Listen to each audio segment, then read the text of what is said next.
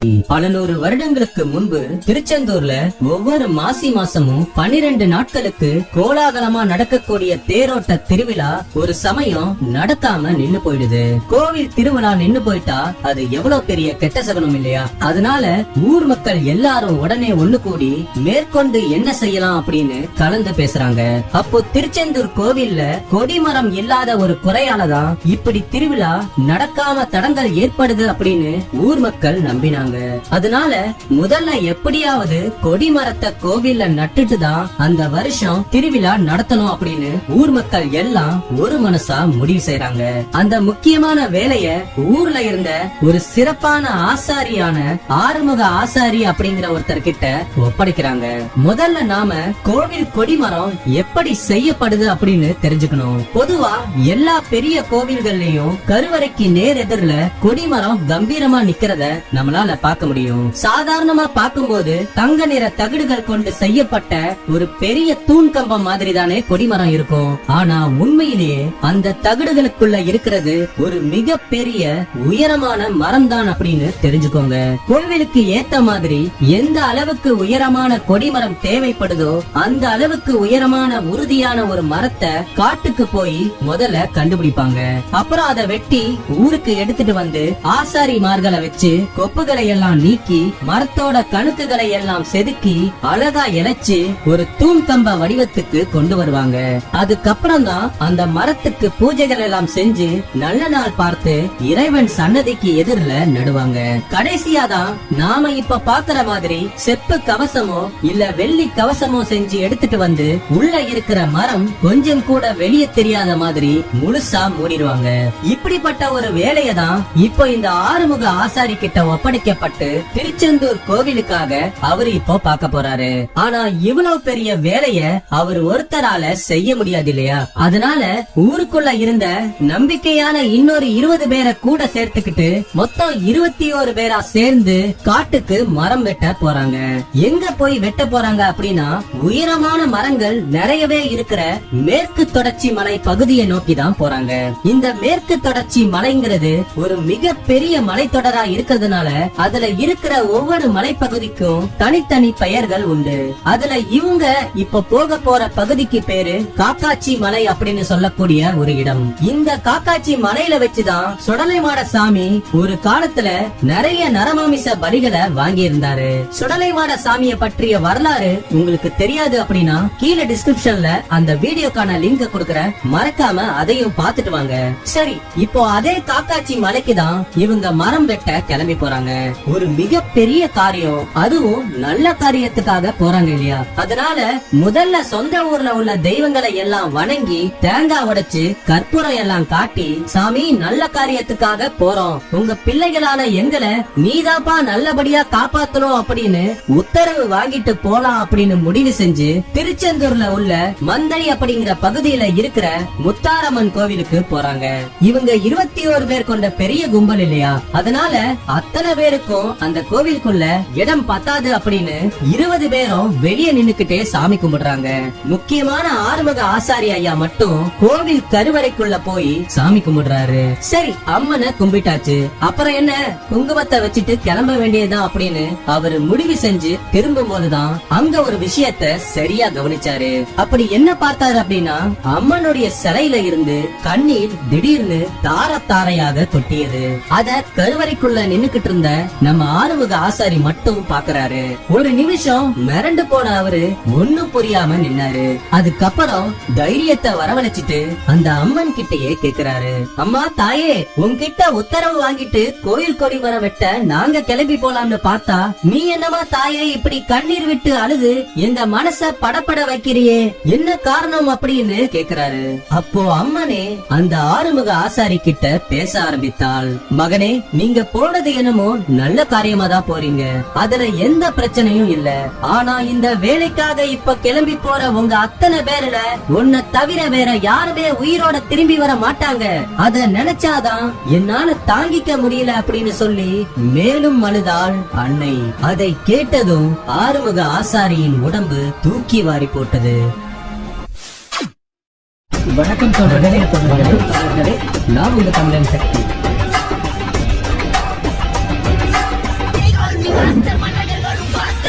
என்ன தாயே சொல்றீங்க அப்படின்னு இதயம் படபடக்க கேட்டார் ஆறுமுக ஆசாரி. ஆமா மகனே, அதுதான் உண்மை.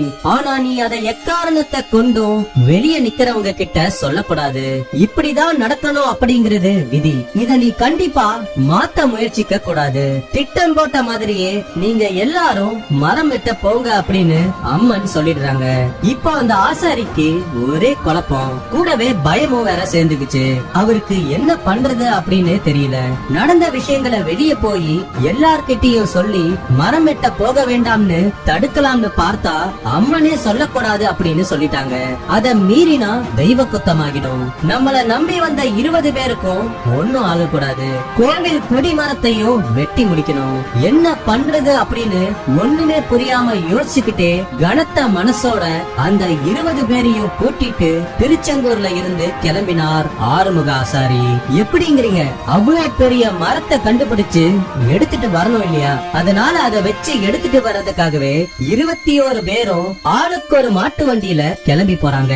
இப்படி கிளம்பி போன அவங்க களக்காடுக்கு பக்கத்துல இருக்கிற ஏர்வாடிக்கு வந்து சேர்ந்தாங்க. காக்காச்சி மலைக்கு தானே கிளம்புனாங்க. அப்புறம் ஏன் ஏர்வாடிக்கு வந்தாங்க?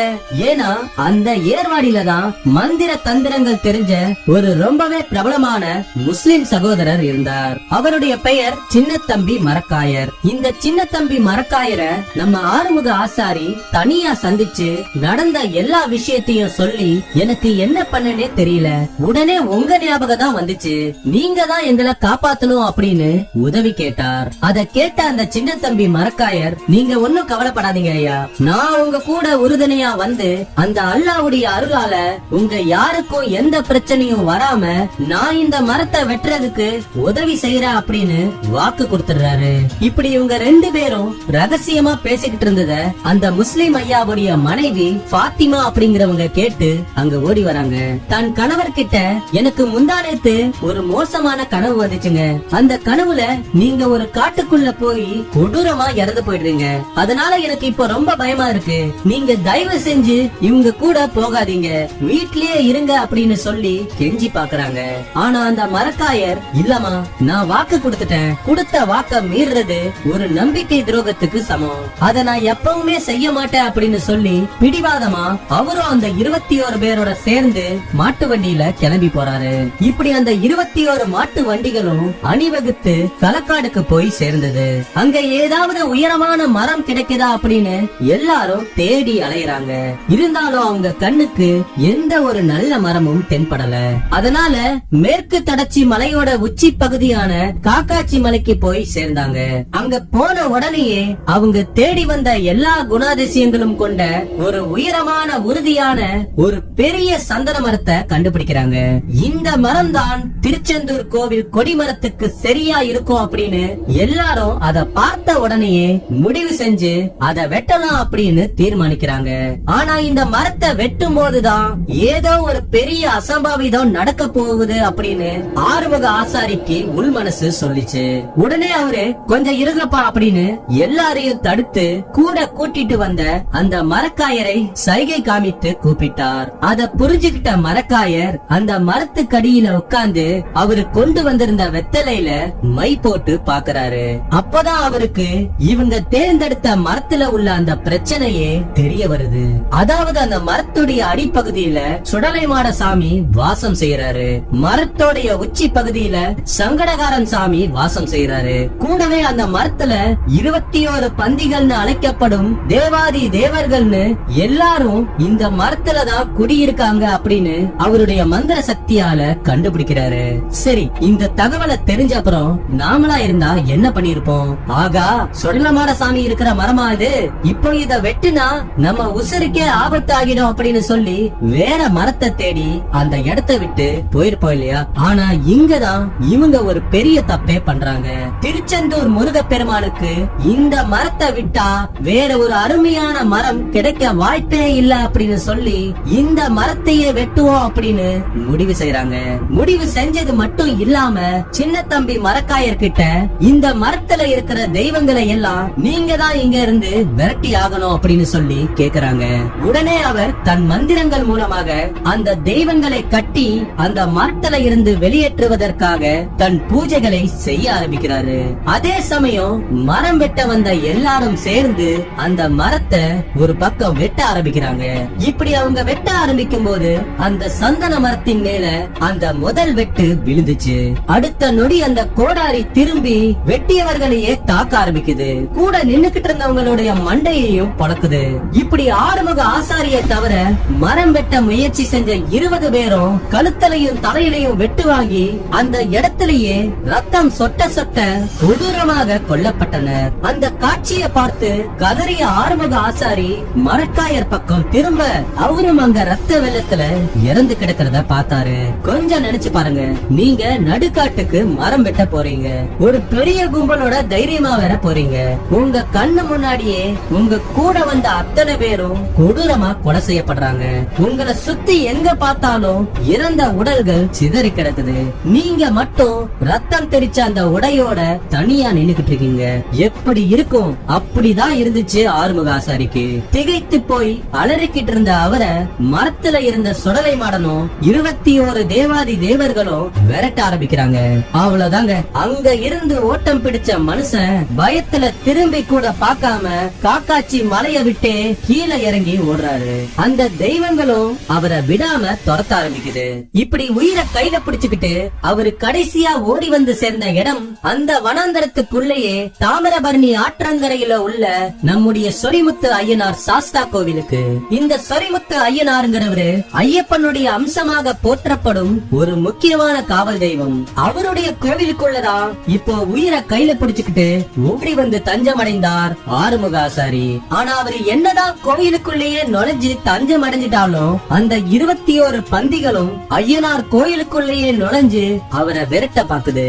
அப்போ தன்னையே நம்பி தன் கோவிலுக்குள் நுழைந்து தன் காலை பிடிச்சுக்கிட்டு இருந்த ஆறுமுக ஆசாரிக்காக சொரிமுத்து ஐயனாரே அந்த 21 பந்திகள் கிட்டையும் சுடலை மாடன் கிட்டையும் சமரசம் பேச ஆரம்பிக்கிறாரு. ஏன்பா சுடலை மாடா, உன் கூட இப்படி 21 தேவாதி தேவர்களை கூட்டிட்டு இந்த அப்பாவிய இப்படி விரட்டிட்டு வரையே, இவர் ஒரு நல்ல காரியத்துக்காக, அதுவும் ஒரு வகையில உனக்கும் எனக்கும் நம்ம 2 பேருக்குமே அண்ணனா இருக்கக்கூடிய திருச்செந்தூர் முருகன் கோயிலுக்காக கொடிமரம் வெட்டதானையா இவங்க வந்தாங்க. அந்த ஒரே காரணத்துக்காக இந்த நல்ல மனுஷனை இப்படி நீ விரட்டலாமா? இது உனக்கே நியாயமா இருக்கா அப்படின்னு கேக்குறாரு. அப்போ சொடலமாட சாமி என்ன சொல்றாரு அப்படின்னா, சொரிமுத்து ஐயனாரே, நீங்க சொல்றது எல்லாமே சரிதான், நான் இல்லன்னு சொல்லல. ஆனா இந்த சந்தன மரத்துலதான் நாங்க எல்லாரும் காலம் காலமா குடியிருந்துட்டு வரோம். அத தெரிஞ்ச அப்புறமும் இவங்க எங்களை விரட்டி விட்டுட்டு அத வெட்ட நினைக்கிறது எந்த ஊர் நியாயம்? அந்த மரத்தை வெட்டி இவங்க எடுத்துட்டு போயிட்டா நாங்க எங்கயா இருக்கிறது அப்படின்னு சுடலை மாட சாமி கேட்டார். அத கேட்ட சொரிமுத்து ஐயனார் சாமி, அட பாவி, இவ்வளவுதானா உன் பிரச்சனை?